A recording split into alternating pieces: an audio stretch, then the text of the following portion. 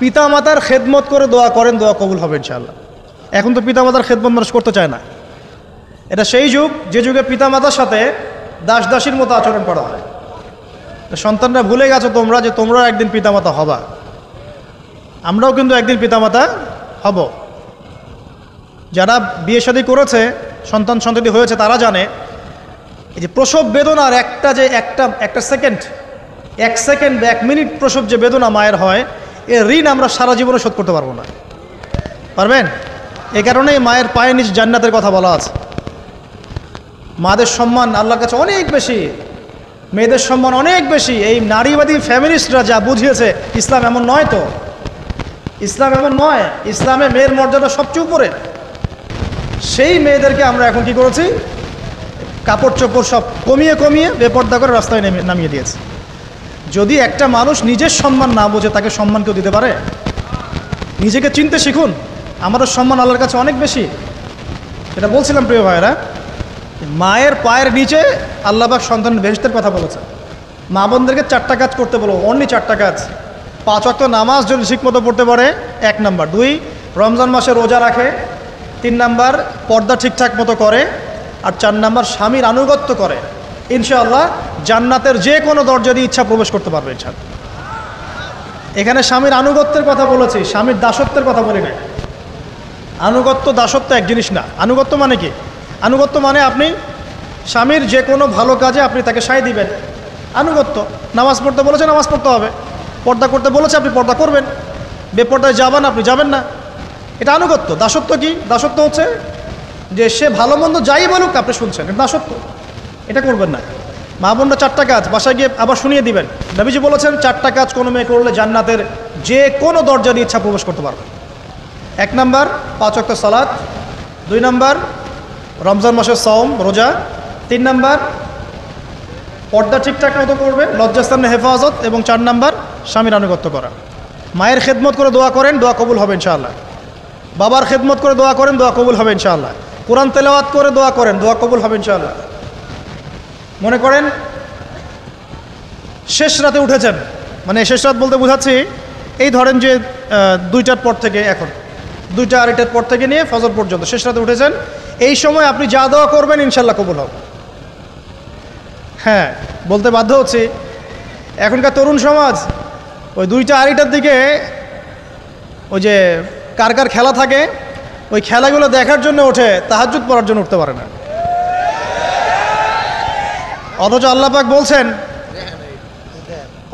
পাক বলছেন কি, যে শেষ রাতে আল্লাহ পাক প্রথম আসমানে নেমে আসেন এবং আহ্বান করেন, কে আছো আমার কাছে কিছু চাইবে আমি দিব, কে আছো আমার কাছে রিজিক চাইবে দিব, কে আছো আমাকে ডাকবে আমি তোমার ডাকে সাড়া দিব, কে আছো আমার কাছে ক্ষমা চাইবে আমি তোকে ক্ষমা করে দিই। প্রিয় যুবক ভাইরা, আল্লাহকে মূল্যায়ন করতে শিখুন। এই সময়গুলোতে দোয়া করলে ইনশাআল্লাহ তাআলা আপনার দোয়া কবুল হবে ইনশাআল্লাহ। সবচেয়ে ইম্পর্টেন্ট হচ্ছে একটা, যেটা আমরা প্রত্যেক দিন পড়ি, প্রায় 17 রাকাত নামাজ পড়ি আমরা, ফরজ নামাজ। শুধু ফরজ নামাজের কথাই বলছি। এখানে আপনি 34টা সেজদা করেন। 17 রাকাত ফরজ, 34টা সেজদা করেন। প্রত্যেক সেজদায় যদি একটা করে দোয়া করতে পারেন ইনশাআল্লাহ আল্লাহ আপনার দোয়া কবুল করবেন। দোয়া কবুল করার কিছু জায়গা বলে দিলাম। বেশি বেশি দোয়া করতে হবে। আমরা উম্মার অবস্থাগুলোকে বুঝতে শিখব। এখানে এই 3 ব্যক্তি, এটা বলে আমি শেষের দিকে যাচ্ছি, একটু ধৈর্য ধরেন। এই 3 ব্যক্তি পড়ে গেছে গুহার মধ্যে। আমি বলছিলাম জেনা ছেড়ে দিলে তোমার দোয়া আল্লাহ পাক ডাইরেক্ট কবুল করবে ইনশাআল্লাহ। কিভাবে? এই দলিল দিচ্ছিলাম যে তারা বলছে আমাদের তো কোনো, আমাদের নেক আমল যা আছে এটা দিয়ে দোয়া করতে হবে, কোনো অপশন তো নাই বের হওয়ার। একজন বলছে যে আল্লাহ আমি আমার পিতামাতার খেদমত করতাম, মাকে দুধ পান না করিয়ে কখনো দুধ পান করি নাই, আল্লাহ এই কাজটা যদি তোমার কাছে ভালো লেগে থাকে আজকে আমাকে এই বিপদ থেকে উদ্ধার করো। এই দোয়া করার সাথে সাথেই এই গুহা থেকে পাথরটা একটু সরে গেল এভাবে। আর জড়বস্তু আল্লাহ পাকের হুকুম মানে, আল্লাহ পাকের হুকুম মানে না খালি 2টা শ্রেণীর মানুষ, এক হচ্ছে মানুষ আর একটা জিন জাতি। এই পুরো প্রকৃতি আল্লাহ পাকের হুকুম মেনে চলে। আর জড় বলতে আসলে কিছু নাই, যদি আমি বোঝানোর জন্য জড় বলেছি। আল্লাহ পাকের হুকুমে সব কিছু জীবন্ত। এই যে মাটিতে আমরা বসে আছি না এখন, এই মাটি কিয়ামতের মাঠে সাক্ষী দিবে যে এখানে মাহফিল হয়েছিল। হ্যাঁ, ওইখানে বসে তুমি টিকটক করেছো, লেকচার শুনো নাই ভালো করে। একটা মাহফিলে যাচ্ছিলাম, দেখলাম যে এখন স্টেজে উঠি নাই, ওই সুযোগে দেখলাম যুব সমাজ রাস্তার পাশে দাঁড়িয়ে সিগারেট খাচ্ছে, ব্রেক নিচ্ছে আর কি, চা সিগারেটের ব্রেক। হুজুর আসলে আলোচনা শুনবো। তো এখানে এসে যদি আমরা মানে কোরআন সুন্নাহর বাইরে কোনো কাজ করি, এই মাটি আবার সাক্ষী দিবে। এটা দলিল কোথায় আছে? সূরা জিলজাল পড়ে দেখবেন। সূরা জিলজালের মধ্যে দলিল আছে যে আল্লাহ পাকের হুকুমে এই জমিন কথা বলবে ইনশাআল্লাহ, আল্লাহ পাক হুকুম করলে।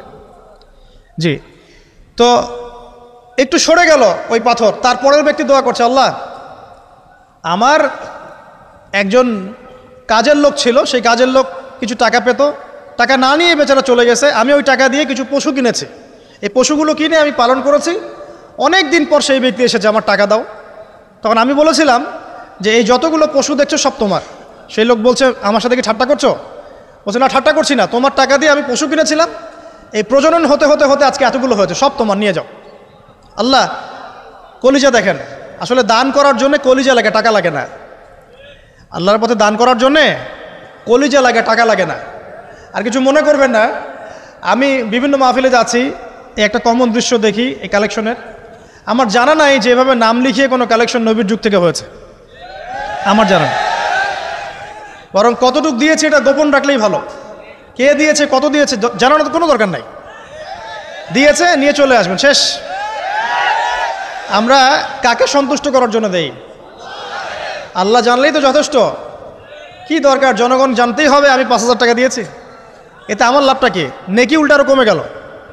উল্টা 7 শ্রেণীর মানুষ, একটা হাদিস আছে, 7 শ্রেণীর মানুষ কিয়ামতের মাঠে আরশের ছায়া পাবে। কিসের ছায়া পাবে? আরশের ছায়া, যে ছায়া ছাড়া কোনো ছায়া থাকবে না। ওর মধ্যে এক শ্রেণী হচ্ছে ওই ব্যক্তি যে এত গোপনে দান করে, তার বাম হাত জানে না ডান হাত কি দান করছে। এই ব্যক্তি আরশের ছায়া পাবে ইনশাআল্লাহ। তো দুনিয়া যদি উদ্দেশ্য থাকে, নাম প্রকাশ করা, জাহির করার উদ্দেশ্য থাকে, বা যদি এমন হয় যে এখানে লৌকিকতা উদ্দেশ্য থাকে, নেকি নষ্ট হয়ে যেতে পারে, সুযোগ আছে, চান্স আছে। তো এই ট্রেডিশনগুলো বন্ধ করলে মনে হয় ভালো হয়। এটা আমার পরামর্শ, বাকি এটা বিবেচনা আপনাদের। আর এই ব্যক্তি বলছে আমি এই সব কিছু দান করে দিয়েছি। দেখেন, দান করতে কি লাগে? কলিজা লাগে, টাকা লাগে না কিন্তু। আসলে দান করতে কলিজা লাগে। অনেক রিক্সাওয়ালাকে দেখেছে আমরা, 100 টাকা দান করে দিল, মসজিদের জন্য দান চাচ্ছে, 100 টাকা দান করে দিল। আর অনেক দেখবেন বিত্তশালী, ঢাকা শহরে যাচ্ছি বনানী গুলশান দিয়ে, দান করতে চাইলে 2 টাকা দিচ্ছে, 5 টাকা দিচ্ছে, এমন হয় না? দান করতে কলিজা লাগে। আর একটা কথা মনে রাখবেন, আপনি যত দান করবেন আল্লাহ আপনাকে তত বেশি দিবেন ইনশাআল্লাহ। ইনশাআল্লাহ আল্লাহ পাকের খাজানা যে এত প্রচুর, আপনি দান করলে কমে যাবে এই চিন্তাই করবেন না কখনো। তবে